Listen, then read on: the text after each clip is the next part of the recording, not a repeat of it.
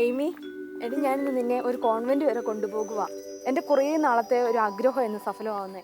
അവിടെ കുറേയേറെ സിസ്റ്റേഴ്സ് ഉണ്ട്.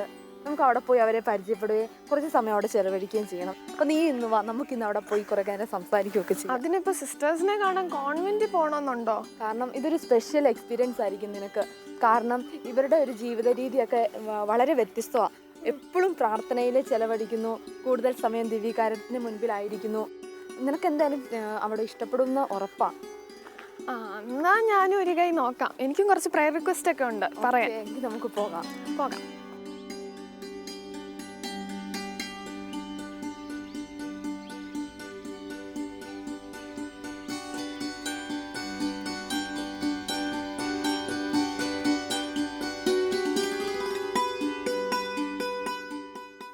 അമ്മേ, ഈശോമിശിഹായ്ക്ക് സ്തുതിയായിരിക്കട്ടെ. എപ്പോഴും എപ്പോഴും സ്തുതിയായിരിക്കട്ടെ.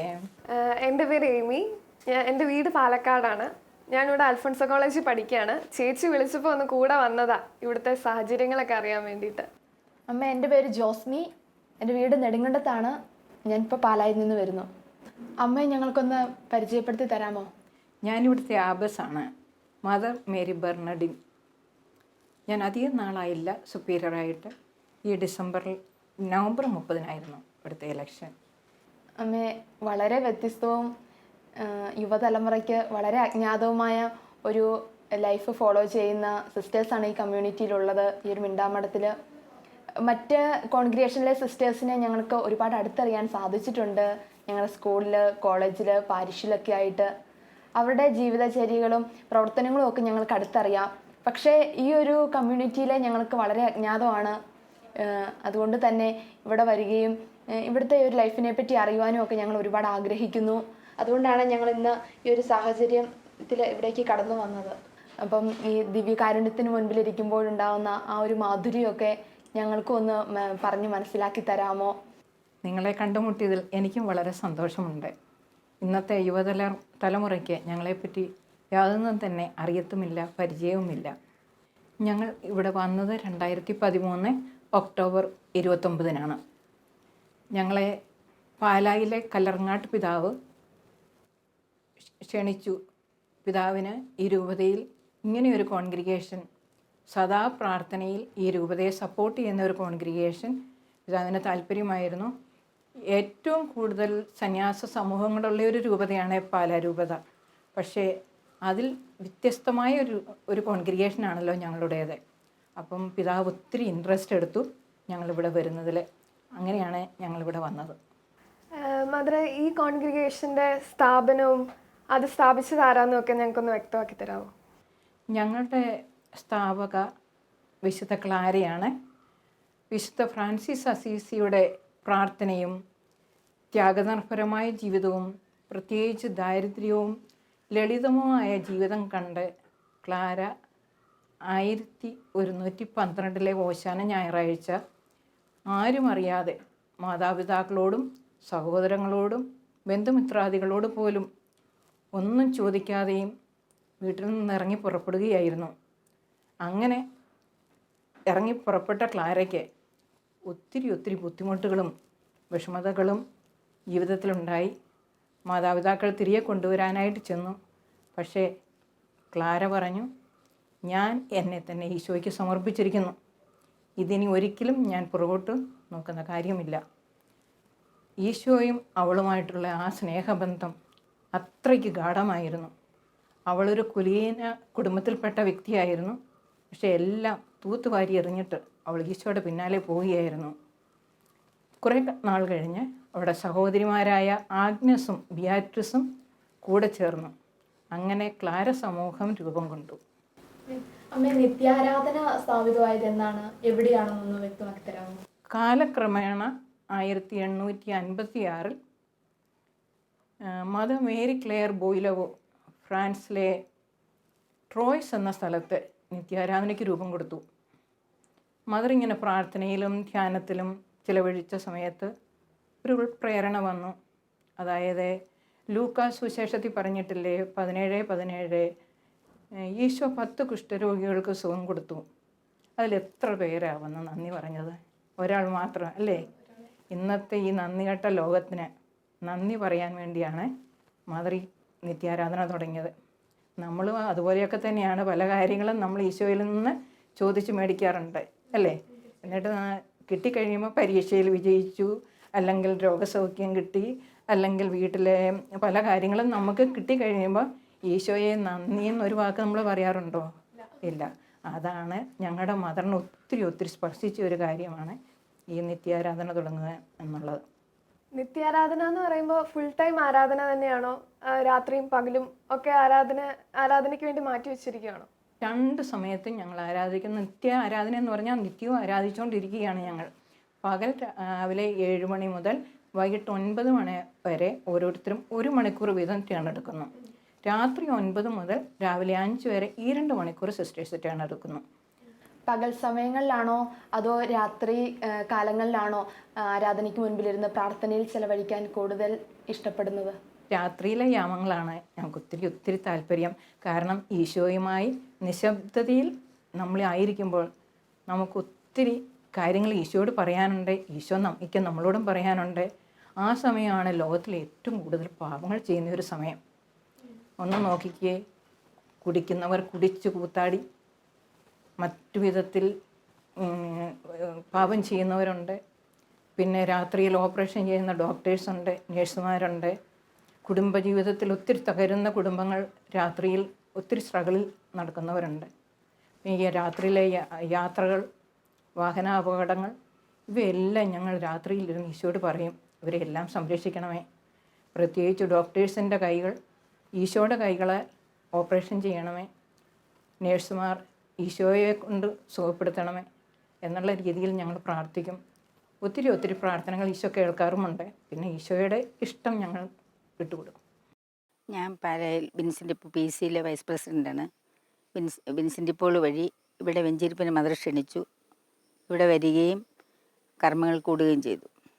പിന്നീട് മദറിനോട് പ്രാർത്ഥനാ സഹായം ചോദിച്ചു വന്നിട്ടുണ്ട് പലതവണ.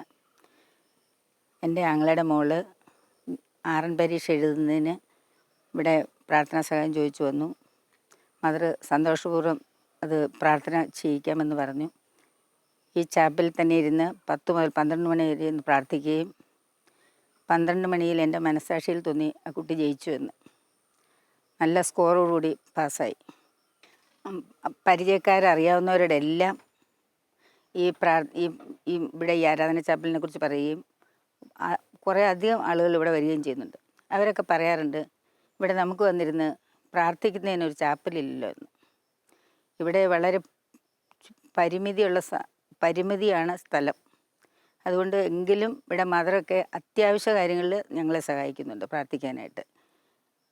ഏറ്റവും കൂടുതൽ പറയാനുള്ളത്, ഇവർക്ക് കുറേ കൂടെ സൗകര്യങ്ങൾ കൊടുക്കുകയും ഇവരുടെ ജീവിത നിലവാരം എന്താണെന്ന് പൊതുജനങ്ങൾ മനസ്സിലാക്കുകയും അങ്ങനെ കുറേ അധികം ഇവരെ ഹെൽപ്പ് ചെയ്യേണ്ട ആവശ്യമുണ്ടെന്ന് ഞങ്ങൾ ഇവിടെ വരുമ്പോൾ തോന്നാറുണ്ട്.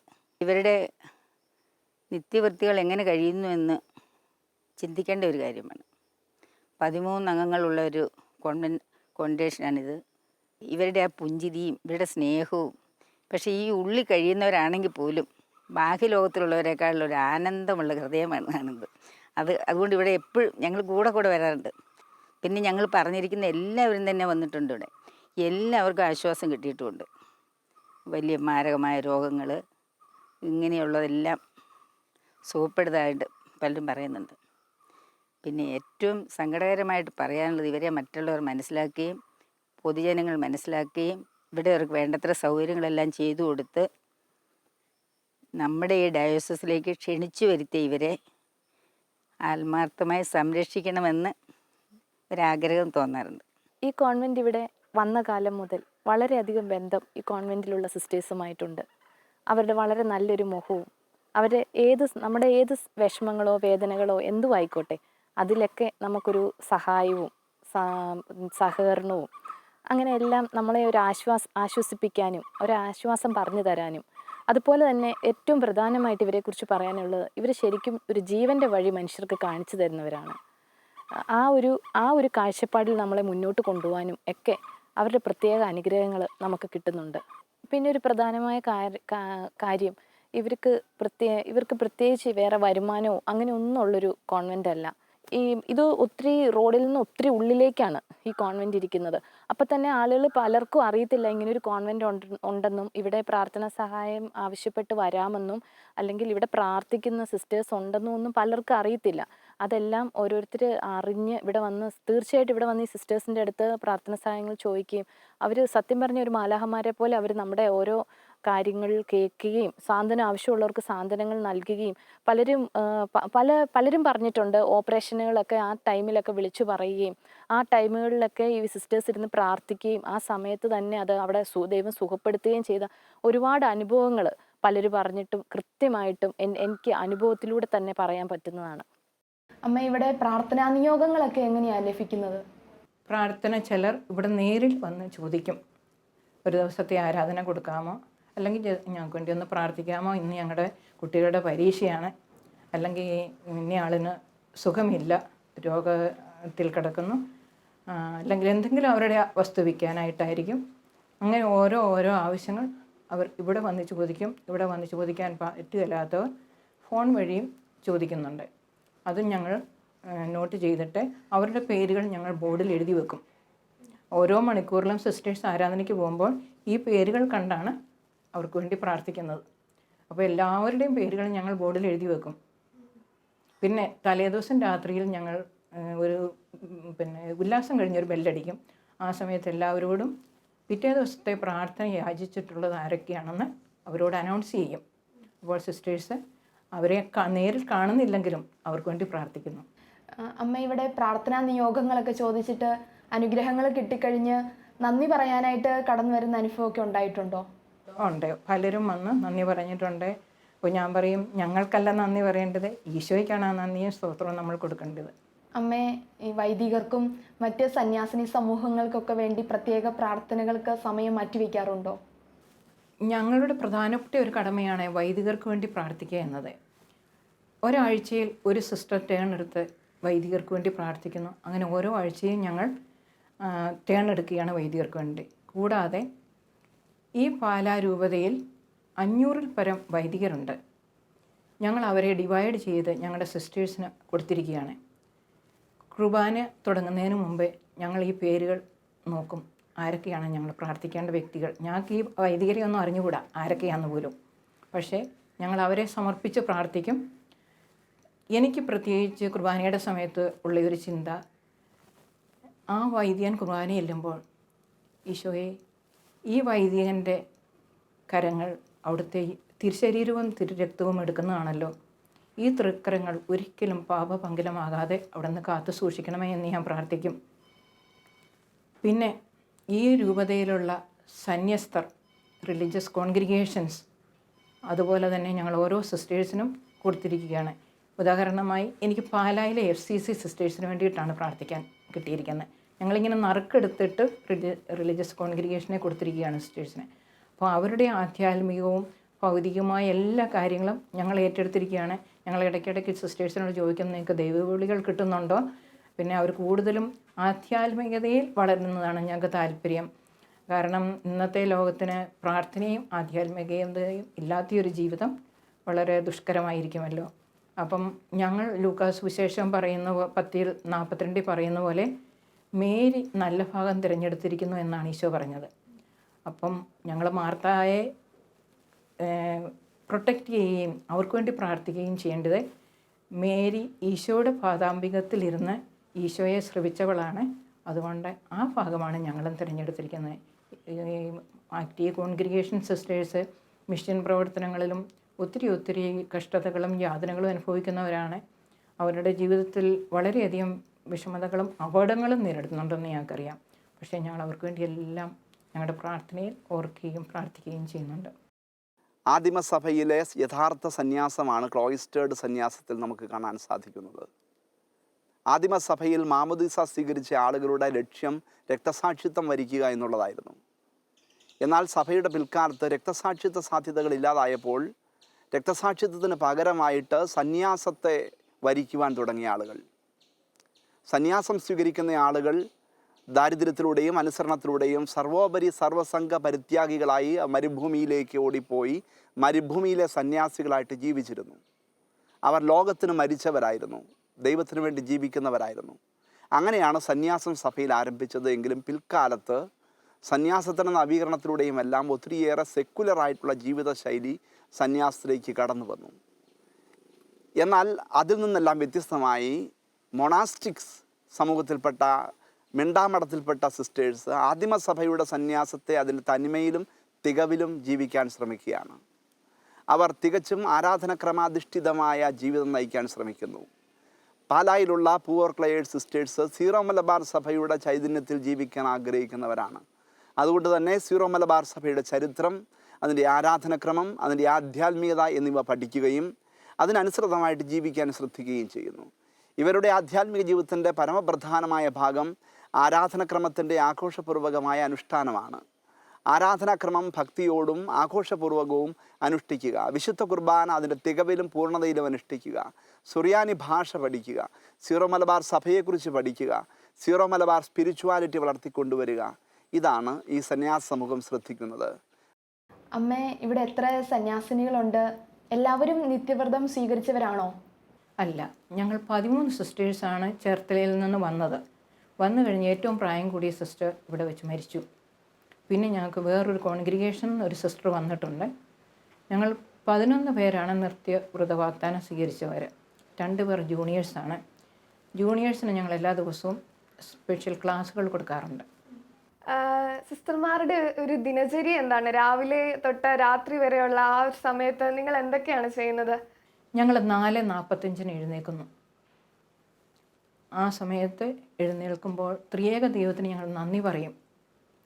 ഹന്നാൻ വെള്ളമെടുത്ത് നെറ്റിയിൽ കുരിശ് വരച്ച് മുട്ടുകുത്തി 3 പ്രാവശ്യം സാഷ്ടാംഗ പ്രണാമം ചെയ്യും. അവിടെ നിന്ന് ഞങ്ങളൊരു പ്രാർത്ഥനയുണ്ട്, ആ പ്രാർത്ഥന ചെല്ലും. പിന്നീട് മറ്റ് ദിനകൃത്യത്തിലേക്ക് ഞങ്ങൾ മാറും. വന്ന് തിരിച്ച് ഞങ്ങളുടെ ഡ്രസ്സ് ചെയ്യുന്നു. ഡ്രസ്സ് ചെയ്യുന്ന സമയത്ത് ഞങ്ങളെ വിശദീകരിക്കാനായി ഒരു പ്രാർത്ഥനയുണ്ട്, ഞങ്ങളത് ചെയ്യുന്നു. പിന്നീട് എല്ലാം തീരുമ്പോൾ റൂമിൽ നിന്ന് വിട്ടുപിരിയുമ്പോൾ വേറൊരു പ്രാർത്ഥനയുണ്ട്, അതും ചൊല്ലിയിട്ട് ഞങ്ങൾ ഈശോയെ ധ്യാനിച്ച് റൂമിൽ നിന്ന് വരികയാണ്. വരുന്ന വഴിക്ക് മാതാവിൻ്റെ സ്വരൂപം ഇവിടെ വെച്ചിട്ടുണ്ട്. ഞങ്ങൾ മാതാവിൻ്റെ മുമ്പിൽ മുട്ടുകുത്തി നല്ലൊരു സമർപ്പിത ജീവിതം ജീവിക്കുന്നതിന് വേണ്ടിയും ശുദ്ധത എന്ന പുണ്യം കാക്കുന്നതിന് വേണ്ടിയും ഞങ്ങൾ പ്രാർത്ഥിച്ചിട്ടാണ് ചാപ്പലിലേക്ക് പോകുന്നത്. ചാപ്പൽ ചെന്ന് ത്രികാല ജപം തുടങ്ങി സകല വിശുദ്ധരുടെയും ലുത്തിനിയായുമുണ്ട്. അത് കഴിഞ്ഞ് ഞങ്ങൾക്ക് 1 മണിക്കൂർ ധ്യാനമാണ്. ധ്യാനം കഴിഞ്ഞ് പ്രഭാത പ്രാർത്ഥന തുടങ്ങും. പ്രഭാത പ്രാർത്ഥനയോടുകൂടി വിശുദ്ധ കുർബാന ആരംഭിക്കും. വിശുദ്ധ കുർബാന കഴിഞ്ഞ് എല്ലാം കൂടെ തീരുമ്പോൾ ഏതാണ്ട് 8 മണിയോളം ആകും. ഞങ്ങൾ ബ്രേക്ക്ഫാസ്റ്റിനായി പോകും. ചിലർ ബ്രേക്ക്ഫാസ്റ്റ് എടുക്കും, ചിലർ ബ്രേക്ക്ഫാസ്റ്റ് എടുക്കുന്നില്ല. ഈശോയെ പ്രതി ഓരോരുത്തരും ഓരോ ത്യാഗങ്ങൾ ചെയ്യും. എന്നിട്ട് ഞങ്ങൾക്ക് ഓരോരുത്തർക്കും ഓരോ ജോലികളുണ്ട്. ഞങ്ങൾക്ക് വേലക്കാരില്ല. കിച്ചണിലാണേലും തോട്ടത്തിലാണേലും എല്ലാം ഞങ്ങൾ തന്നെയാണ് ചെയ്യുന്നത്. അപ്പോൾ ഞങ്ങൾക്ക് തന്നിരിക്കുന്ന ജോലി ഞങ്ങൾ പോയി ചെയ്യുന്നു. 10 മണിക്ക് ജൂനിയറേറ്റിലെയും നോഷിയേറ്റിലെയും സിസ്റ്റേഴ്സിനായി ക്ലാസ് ഉണ്ട്. അതായത് എൻ്റെ മിസ്ട്രസ്സുമാരെടുക്കുന്നു. 11-നും 12-നും ആ 1 മണിക്കൂർ ഞങ്ങൾക്ക് കോമൺ പ്രേയേഴ്സാണ്. 12-ന് ഉച്ചഭക്ഷണം. ഉച്ചഭക്ഷണത്തിൻ്റെ സമയത്ത് ശരീരത്തെ പോഷിപ്പിക്കുന്നത് പോലെ തന്നെ ഞങ്ങളുടെ ആത്മാവിനെ പോഷിപ്പിക്കുന്നതിനായി ഞങ്ങൾ ആധ്യാത്മിക പാരായണം ഒരു സിസ്റ്ററും ചെയ്യുന്നു. അത് ഉച്ചഭക്ഷണം കഴിഞ്ഞ് എല്ലാവരും കൂടെ പോയി പാത്രങ്ങൾ കഴുകി ഉണക്കുന്നു. പിന്നീട് ഞങ്ങൾക്ക് 2 മണി വരെ ഫ്രീ ടൈമാണ്. പത്രം വായിക്കാം, പിന്നെ എന്തെങ്കിലും വായിക്കുകയോ അല്ലെങ്കിൽ പ്രത്യേക സമയമെടുത്ത് ആർക്കെങ്കിലും വേണ്ടി പ്രാർത്ഥിക്കാനുള്ളവരുണ്ടെങ്കിൽ പ്രാർത്ഥിക്കുക. പക്ഷേ ഞങ്ങൾ അനാവശ്യമായി നടന്ന് സംസാരിക്കുകയോ അങ്ങനെയുള്ള കാര്യങ്ങളൊന്നും ഞങ്ങൾ ചെയ്യുകയില്ല ഫ്രീ ടൈം. ഇപ്പം നമ്മൾ ഇച്ചിരി ക്ഷീണിതരാണ്, ഇച്ചിരി പോയി കിടക്കണമെന്നുണ്ടെങ്കിൽ അതിന് ഞങ്ങൾക്ക് ഫ്രീ ആണ്. 2 മണി വരെ ഞങ്ങൾ പോയി കിടക്കുകയോ പ്രായിക്കുന്നവരോ അല്ലാത്തവരോ ഒക്കെ ആയിട്ട് കിടക്കുകയൊക്കെ ചെയ്യുന്നു. 2 മണിക്ക് ബെല്ലടിക്കുമ്പോൾ ഞങ്ങൾ പിന്നെയും ചാപ്പലിൽ വരുന്നു. 2:30 വരെ ഞങ്ങൾക്ക് കോമൺ പ്രേയേഴ്സ് ഉണ്ട്. 2:30 മുതൽ 3 വരെ ആധ്യാത്മിക പാരായണം ഓരോരുത്തർ ഇൻഡിവിജ്വലായിട്ട് ചെയ്യുന്നു. 3-ന് ബെല്ലടിക്കുമ്പോൾ ഞങ്ങൾ പള്ളിയിലേക്ക് പോയി ഈ കരുണക്കൊന്തയോടെ ഞങ്ങൾ തിരിച്ചു വന്ന് ഒരു ഗ്ലാസ് ചായ മാത്രം ഞങ്ങൾക്ക് കാണും. ഞങ്ങളത് കുടിച്ചിട്ട് ഒന്നുകിൽ കമ്മ്യൂണിറ്റിക്ക് എന്തെങ്കിലും ഷെയറിങ് ആയിട്ടുള്ള ക്ലാസ്സുകളോ സുപ്പീരിയർ എടുക്കും ക്ലാസ്സുകൾ സാധാരണ, അല്ലെങ്കിൽ കൊയർ പ്രാക്ടീസ് ആയിരിക്കും, അല്ലെങ്കിൽ ഞങ്ങൾ എല്ലാവരും കൂടെ തോട്ടത്തിൽ പോയി പുല്ല് പറിക്കുകയോ എന്തെങ്കിലും അങ്ങനെയുള്ള കോമൺ വർക്കുകൾ ചെയ്യും 4 മണി വരെ. 4 മുതൽ 5:30 വരെ പിന്നെയും ഞങ്ങൾക്ക് ഇൻഡിവിജ്വൽ വർക്കാണ്. ബാക്കിയുള്ള വർക്കുകളൊക്കെ ചെയ്ത് തീർക്കാനുണ്ട്, അതൊക്കെ ചെയ്ത് തീർക്കും. പിന്നെ 5:30 പിന്നെയും കോമൺ പ്രെയറായി ഈവനിങ് പ്രെയർ, അതായത് റംസ അല്ലെങ്കിൽ അതോടുകൂടി ബൈബിൾ പാരായണം, പിന്നെ ധ്യാനം, പ്രാർത്ഥനാ സഹായം അപേക്ഷിച്ചവർക്ക് വേണ്ടിയുള്ള ഒരു പ്രത്യേക പ്രാർത്ഥന ഞങ്ങൾ 33 പ്രാവശ്യം കൈ വിരിച്ച് പിടിച്ച് ചെല്ലാറുണ്ട്. അങ്ങനെ ആ പ്രാർത്ഥനകളും എല്ലാം 7 മണി വരെ നീണ്ടുപോകും. 7 മണിക്ക് ഞങ്ങൾ വൈകിട്ടത്തെ അത്താഴം കഴിക്കുന്നു. അത് കഴിഞ്ഞ് 7:30 മുതൽ 8:30 വരെ ഞങ്ങളുടെ ഉല്ലാസത്തിൻ്റെ സമയമാണ്. ആ സമയം പകൽ ഞങ്ങൾ പലതും ഫണ്ണി തിങ്സൊക്കെ കാണും, ചിരിക്കാനും ഒക്കെ ഉള്ളത്. ആ സമയത്ത് ഞങ്ങൾ ചിരിക്കുകയും അതേപ്പറ്റി മറ്റുള്ളവരോട് സംസാരിക്കുകയും ഒന്നുമില്ല. ഈ ഉല്ലാസത്തിൻ്റെ സമയത്താണ് ഞങ്ങൾ കൊണ്ടുവന്ന് പൊട്ടിച്ചിരിക്കുകയും മറ്റുള്ളവരെ ഇച്ചിരി തമാശ പറഞ്ഞ് ചിരിപ്പിക്കുകയും ഒക്കെ ചെയ്യുന്നത്. അപ്പോൾ ഈ 1 മണിക്കൂർ ഉല്ലാസം കഴിയുമ്പോൾ മനസ്സും ശരീരവും, തലവേദന എടുത്ത് വന്ന സിസ്റ്റർ പോലും ബെഡിൽ പോകണമെന്ന് ഓർക്കുമായിരിക്കും ഉല്ലാസത്തിന് മുമ്പേ. പക്ഷേ ഉല്ലാസം കഴിയുമ്പോൾ തലവേദന ഇതിലേ പോയെന്ന് അറിയത്തില്ല. അപ്പോൾ അങ്ങനെ ഞങ്ങൾ മനസ്സും ശരീരവും എല്ലാം ഒരു ഉന്മേഷവതികളായിട്ട് 8:30 ഞങ്ങൾ ചാപ്പലിലേക്ക് പോകും. ഈവനിങ് പ്രെയർ ലലിയ ഞങ്ങൾ ചെല്ലുന്നു. 9:00 ഞങ്ങൾ റിട്ടയർ ചെയ്യുകയും പിന്നെയും സിസ്റ്റേഴ്സിന് ഫ്രീ ആയിട്ട് ഇരുന്ന് പ്രാർത്ഥിക്കേണ്ടവരോ കുരിശിൻ്റെ വഴി എത്തിക്കേണ്ടവരോ ഒക്കെ അങ്ങനെ ചെയ്യുന്നു. വെള്ളിയാഴ്ചകളിൽ ഞങ്ങൾക്ക് കുരിശിൻ്റെ വഴി കോമൺ ആയിട്ടുണ്ട്. അല്ലാത്ത ദിവസം ഞങ്ങൾ ഓരോരുത്തർ ഇൻഡിവിജ്വലായിട്ട് ചെയ്യുന്നത്. ഇതാണ് ഞങ്ങളുടെ അനുദിന ജീവിതത്തിലെ ദിനചര്യ. കോൺവെന്റിൽ ഇംഗ്ലീഷ് മാത്രമാണ് സംസാരിക്കുന്നതെന്ന് കേട്ടിട്ടുണ്ട്. അതിൻ്റെ കാരണം എന്താണ് എന്നൊന്ന് ഞങ്ങൾക്ക് പറഞ്ഞു തരാമോ? ഞങ്ങളുടെ കമ്മ്യൂണിറ്റി ലാംഗ്വേജ് ഇംഗ്ലീഷാണ്. കാരണം ഞങ്ങളുടെ കോൺവെൻറ്റ് തുടങ്ങിയത് ഫോറിനേഴ്സാണ്, അമേരിക്കക്കാരിയാണ് തുടങ്ങിയത്. നേരത്തെ പറഞ്ഞല്ലോ, മദർ മേരി ക്ലെയർ ബോയിലവ് ഫ്രാൻസിലെ ട്രോയ്സിൽ തുടങ്ങി. പിന്നെ വിശുദ്ധ ക്ലാരയാണേലും ഇറ്റലിയിലുള്ളവളായിരുന്നു. അപ്പം ഈ കേരളത്തിൽ വന്ന് തുടങ്ങിയതും ഒരു ജർമ്മൻ മദറും ഒരു അമേരിക്കൻ മദറുമായിരുന്നു. ഇപ്പം സാധാരണഗതിയിൽ നമ്മൾ ഇംഗ്ലീഷ് ആയിപ്പോവും നമ്മുടെ ലാംഗ്വേജ്. പിന്നെ ഞങ്ങളുടെ പുസ്തകങ്ങളെല്ലാം ഇംഗ്ലീഷിലുള്ളതാണ്. പ്രാർത്ഥന പുസ്തകങ്ങളും കുർബാനയും എല്ലാം ഇംഗ്ലീഷിലായിരുന്നു. അത് തന്നെ തുടർന്ന് ഞങ്ങൾ മുമ്പോട്ട് പോകുന്നു. കാരണം എഡ്യൂക്കേറ്റഡ് ആയിട്ടുള്ളവരാണ് സാധാരണ ക്ലോയിസ്റ്ററിൽ ഉള്ളവർ. അതുകൊണ്ട് ഇംഗ്ലീഷ് പഠിക്കുന്നതിൽ വലിയ ബുദ്ധിമുട്ടില്ല. വരുന്ന കുട്ടികളെ ഞങ്ങൾ തന്നെ ഇംഗ്ലീഷ് പഠിപ്പിക്കുന്ന, പുറത്ത് വിടേണ്ട യാതൊരു ആവശ്യവും തന്നെ ഇല്ല. പിന്നെ ഇടയ്ക്കിടയ്ക്ക് ഞങ്ങൾക്ക് ഇപ്പം മലയാളത്തിലും കുർബാനയുണ്ട്. സാധാരണ കുർബാന ഇംഗ്ലീഷ് തന്നെ, സീറോ മലബാർ ഇംഗ്ലീഷ് കുർബാനയാണ് ഞങ്ങൾക്ക്. അമ്മ, ഇവിടെ എല്ലാവരും എപ്പോഴും പ്രാർത്ഥനയിലൂടെ കടന്നു പോകുന്നു. അപ്പോഴിവിടെ പ്രത്യേക ദൈവാനുഭവങ്ങൾ ഉണ്ടാവുകയോ പുതിയ ദർശനങ്ങളൊക്കെ കിട്ടുകയോ ഒക്കെ ചെയ്തിട്ടുണ്ടോ? ചിലർക്കുണ്ട്, പക്ഷേ ഞങ്ങളതേപ്പറ്റി ഒത്തിരി പബ്ലിസിറ്റി കൊടുക്കാറില്ല. ഞങ്ങൾക്ക് കൂടുതലും ഈശോയുമായിട്ടുള്ള വ്യക്തിപരമായ ബന്ധത്തിലാണ് താല്പര്യം. നമ്മൾ ചിലപ്പം ഇപ്പം എന്നെ സംബന്ധിച്ച് ഞാൻ പറയുകയാണെങ്കിൽ എനിക്കതൊരു അഹങ്കാരത്തിനിടയാകും ദർശനങ്ങളെന്നൊക്കെ പറഞ്ഞു കഴിയുമ്പോൾ. അതിലല്ലല്ലോ കാര്യം. നമുക്ക് ഈശോയുമായിട്ട് എന്തുമാത്രം അടുത്തിരിക്കാവോ ആ സ്നേഹബന്ധമാണ് നമ്മളെ വലുതാക്കുന്നത്. അതുകൊണ്ട് ഞങ്ങൾക്ക് ഈ ദർശനത്തിലൊന്നും ഞങ്ങളത്ര ഇത് കൊടുക്കുക. പക്ഷെ ഉള്ളവരുമുണ്ട്. പ്രാർത്ഥനാ അനുഭവം ഞങ്ങൾക്ക് എല്ലാവർക്കും തന്നെയുണ്ട്. എൻ്റെ ജീവിതം തന്നെ കോൺവെൻറ്റ് ചേർന്നിട്ടൊരു പ്രാർത്ഥനാ അനുഭവത്തിൻ്റെ നന്ദിയുടെയും അനുഭവം മാത്രമേ എനിക്ക് പറയാനുള്ളൂ.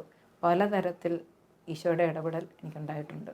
കോമൺ ആയിട്ടുള്ള ദുരിതങ്ങളൊക്കെ, ഉദാഹരണത്തിന് ഉരുൾപൊട്ടൽ, ഭൂമികുലുക്കം, സുനാമി, ഇങ്ങനെയുള്ള കെടുതികളിലൊക്കെ പെടുന്നവർക്ക് വേണ്ടി ഇവിടെ നിയോഗം വെച്ച് പ്രാർത്ഥിക്കാറുണ്ടോ? തീർച്ചയായിട്ടും. ഒരു ഉദാഹരണമായിട്ട് പറയാമെങ്കിൽ നമ്മുടെ സുനാമി നടന്ന കാലത്ത് ഒരു മാധ്യമങ്ങളിലും ഇടുന്നതിന് മുമ്പ് തന്നെ ഞങ്ങളുടെ കോൺവെൻറ്റാണ് അറിഞ്ഞത്. കാരണം അവിടെ ഉണ്ടായിരുന്ന ആൾക്കാർ, മദ്രാസിൽ നമ്മുടെ വേളാങ്കണ്ണിയിലുണ്ടായിരുന്ന ആൾക്കാർ ഉടനെ ഞങ്ങളെ ഫോൺ വിളിച്ച് പറഞ്ഞു, ഇന്നപോലെ ഒരു ദുരന്തം തുടങ്ങിയിരിക്കുന്നു. ഞങ്ങൾ ഉടനെ ബെല്ലടിച്ച് കമ്മ്യൂണിറ്റി മൊത്തം പള്ളിയിലേക്ക് പോവുക, അവർക്ക് വേണ്ടി പ്രാർത്ഥിക്കുക. ഇനി കോമൺ ആയിട്ടുള്ള ദുരന്തം തന്നെയല്ല, ചിലപ്പോൾ നമ്മുടെ ആൾക്കാർ ഈ പാലായിൽ നിന്നോ മറ്റുള്ള സ്ഥലത്തു നിന്നോ സീരിയസ് ആയിട്ടുള്ള അസുഖമായിട്ടൊക്കെ ഞങ്ങളെ ഫോൺ വിളിച്ച് പറയുമ്പോൾ ഞങ്ങൾ ഉടനെ തന്നെ സിസ്റ്റേഴ്സിനെ എല്ലാം ചാപ്പലിൽ കൊണ്ടുപോകും. പോയി അവർക്ക് വേണ്ടി പ്രത്യേക നിയോഗത്തോടെ പ്രാർത്ഥിക്കുന്നു. അതുപോലെ തന്നെ ആരെങ്കിലും നമുക്ക് അറിയാവുന്നവർ മരിച്ചെന്ന് കേട്ടാലും ഞങ്ങൾ ഉടനെ, ഇപ്പം ജോലി ചെയ്യുന്ന സ്ഥലത്താണെങ്കിൽ അവിടെ നിന്നൊരു സങ്കീർത്തനം 126 ഞങ്ങൾ ചൊല്ലി ആത്മാവിന് വേണ്ടി കാഴ്ചവെക്കും. പിന്നെ പിറ്റേ ദിവസത്തെ കുർബാനയിലും നിരന്തരം ഞങ്ങൾ ആ ആത്മാവിന് വേണ്ടിയിട്ട് പ്രാർത്ഥിച്ച് സഹായിക്കാറുണ്ട്. പാലായിലും കഴിഞ്ഞ വർഷവും കഴിഞ്ഞ മുമ്പിലത്തെ വർഷമൊക്കെ ഈ വെള്ളം പൊങ്ങുകയും ഒത്തിരി ബുദ്ധിമുട്ടുകളൊക്കെ പാവങ്ങൾ അനുഭവിക്കുകയൊക്കെ ചെയ്തു. അതെല്ലാം ഞങ്ങളുടെ ജീവിതത്തിൻ്റെ ഒരു ഭാഗമാക്കി ഞങ്ങളെടുത്തു അവർക്ക് വേണ്ടി പ്രാർത്ഥിക്കുവാൻ. ഈശോ ഞങ്ങൾക്ക് ഇത്രയും നല്ലൊരു വീടും എല്ലാം തന്നു. ഒരു പൈസ പോലും ഞങ്ങൾ ഏണി ചെയ്യുന്നില്ലെങ്കിലും ഞങ്ങൾക്ക് യാതൊരു വിധത്തിലുള്ള കഷ്ടതകൾ അനുഭവിക്കുന്നില്ല. പക്ഷേ കഷ്ടതകൾ അനുഭവിക്കുന്ന ജനങ്ങൾക്ക് വേണ്ടി ഞങ്ങൾ ഒത്തിരി ഒത്തിരി പ്രാർത്ഥിക്കാറുണ്ട്. അമ്മ ഈ ചുരുങ്ങിയ സമയത്തിനുള്ളിൽ ഒരുപാട് കാര്യങ്ങൾ വളരെ ലളിതമായിട്ട് ഞങ്ങളോട് ഷെയർ ചെയ്തു. ഞങ്ങൾക്ക് ഈ കമ്മ്യൂണിറ്റിയിലെ സിസ്റ്റേഴ്സിനെ പുറമേ നിന്ന് കാണുവാനോ പരിചയപ്പെടുവാനോ ഒന്നും സാധ്യമല്ല. ഈ ഒരു സാഹചര്യത്തിൽ ഞങ്ങൾക്കിവിടെ കടന്നു വരുവാനും അമ്മയോട് സംസാരിക്കുവാനും സാധിച്ചു. അതുകൊണ്ട് തന്നെ ഇനിയും കടന്നു വരുവാനും ഒക്കെ ഞങ്ങൾ ആഗ്രഹിക്കുന്നു. ഇനിയും ഞങ്ങൾ ഇവിടെ ഇടയ്ക്ക് സന്ദർശിക്കാൻ വരാം. അപ്പം അമ്മ ഞങ്ങൾക്ക് വേണ്ടിയും പ്രാർത്ഥിക്കണം. ഒത്തിരി നന്ദി. എനിക്കും ഒത്തിരി ഒത്തിരി സന്തോഷമായിരുന്നു നിങ്ങളോട് സംസാരിക്കുന്നത്. എനിക്ക് ഒരു കാര്യം നിങ്ങളോട് പറയാനുണ്ട്. നിങ്ങൾ നല്ല കുട്ടികളാണെന്ന് എനിക്ക് തോന്നുന്നു. നിങ്ങളെപ്പോലുള്ള മറ്റു കുട്ടികളെ കാണുമ്പോൾ ഞങ്ങളുടെ ജീവിതത്തെപ്പറ്റി അവരോട് സംസാരിക്കാമോ? ഞങ്ങൾക്കും കൂടുതൽ ദൈവവിളികൾ കിട്ടുവാൻ നിങ്ങൾ ഒരു പ്രോത്സാഹനമായി തീരട്ടെ എന്ന് ഞാനും പറയുന്നു. നിങ്ങൾക്ക് നന്ദി. ദൈവം നിങ്ങളെ അനുഗ്രഹിക്കട്ടെ. ചേച്ചി, എനിക്കിന്ന് വളരെ ഇഷ്ടപ്പെട്ടു. നല്ലൊരു ദിവസമായിരുന്നു. എനിക്ക് വിശ്വസിക്കാൻ പറ്റുന്നില്ല, ഇങ്ങനെയൊക്കെ സിസ്റ്റേഴ്സിനൊക്കെ ജീവിക്കാൻ പറ്റുമോ? അത് മോളെ, ശരിക്കും പറഞ്ഞാൽ നമ്മുടെ ചർച്ചിന്റെ ബാക്ക് ബോൺ ആണ് ഇവരെന്ന് പറയാൻ പറ്റും. കാരണം പ്രാർത്ഥന കൊണ്ട് സഭയെ വളർത്തുന്ന ഒരു സന്യാസിനി സമൂഹമാണ് ഇവരുടേത്. അപ്പം നമുക്ക് ഇത്രയ്ക്ക് ഇഷ്ടമായല്ലേ? എനിക്ക് ഭയങ്കര ഇഷ്ടമായി ചേച്ചി. നമുക്ക് ഒരു ദിവസം കൂടെ ഇവിടെ വരണം. അങ്ങനെയാണെങ്കിൽ നമുക്ക് വേറൊരു ദിവസം കൂടി വരാം. വേറെ ചേച്ചി, ഞാൻ അറിയിക്കാം മോളെ ഇനി എന്നാ വരുന്നതെന്ന്. നമുക്കൊരു ദിവസം കൂടി വരാം. വരാം.